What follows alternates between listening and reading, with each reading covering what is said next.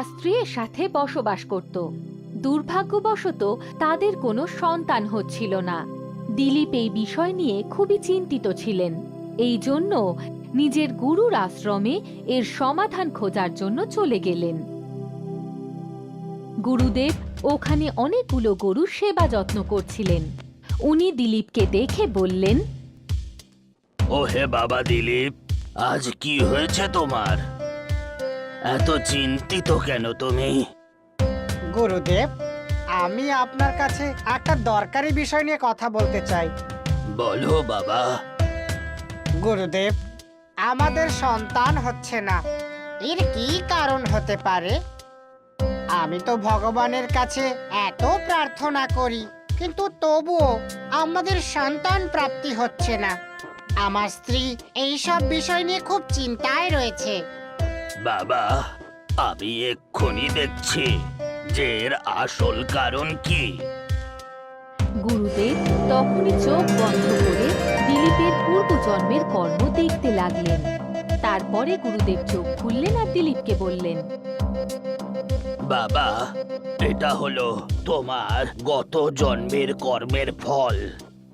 আগের জন্মের কর্ম আমি কি করেছিলাম গুরুদেব? তুমি গত জন্মে মৃত্যুর পরে স্বর্গ লাভ করেছিলে।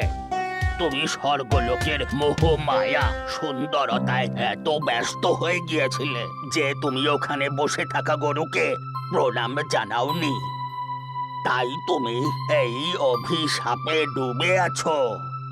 গুরুদেব, এবার এর কি নিবারণ? আমার কাছে একটা গরু আছে যার নাম হলো নন্দিনী।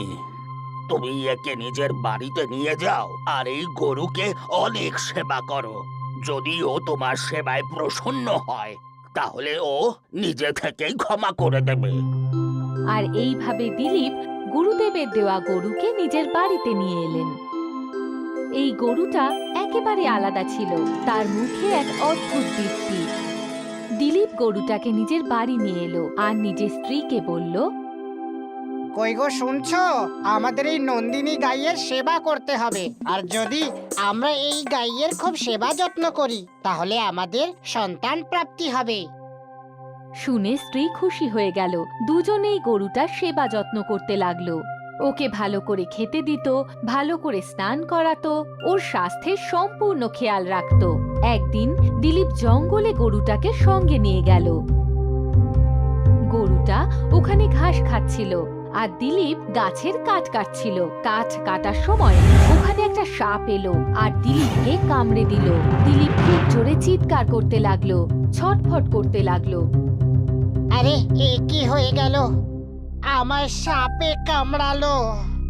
নন্দিনী, তুমি বাড়ি ফিরে যাও। আমি তো মরতে চলেছি, কিন্তু তুমি যাও। এখানে খুব বন্য প্রাণী রয়েছে। গরুটি দিলীপের কাছে আসতে লাগলো। ওর শরীর থেকে একটা আলো বের হতে লাগলো। সেটা দেখে দিলীপ চমকে উঠল। গরুটি সাপের কাছে গিয়ে বলতে লাগলো, এই সাপ, দিলীপ আমার অনেক খেয়াল রাখে। দয়া করে ওনার শরীরে সব বিষ আপনি আবার আপনার শরীরে গ্রহণ করে নিন।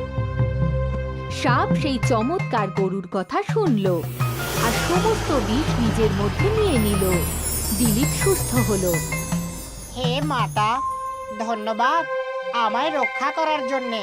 আপনি তো চমৎকারী। দিলীপ নন্দিনীকে নিয়ে বাড়ি পৌঁছলো আর সমস্ত ঘটনা নিজের স্ত্রীকে জানালো। দুজনেই নন্দিনীকে ধন্যবাদ জানালো। পরের দিন দিলীপ নন্দিনীকে আবার জঙ্গলে নিয়ে গেল। ও সেখানে ঘাস খাচ্ছিল আর দিলীপ কাঠ কাটছিল। নন্দিনী ঘাস খেতে খেতে জঙ্গলের ভিতরে চলে গেল। তখনই ওর সামনে এক সিংহ চলে এলো, যে খুব জোরে জোরে গর্জন করছিল। সিংহ নন্দিনীকে বলল, গরু, এখন তুমি আমার শিকার। আমি তোমাকে চিবিয়ে খেয়ে ফেলবো। তখনই পিছন থেকে দিলীপ এলো আর সিংহকে বলল, না সিংহ মশাই, আমার নন্দিনী গাইকে খাবেন না। আপনি আমার গাইয়ের বদলে আমাকে খেতে পারেন। না, আমি প্রথমে এই গরুটাকে খাবো আর তারপরে তোমাকে।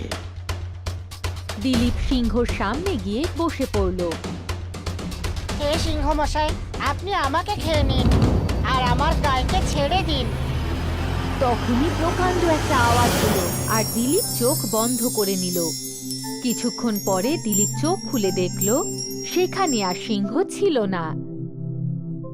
দিলীপ, এই সমস্ত আমার মায়া ছিল।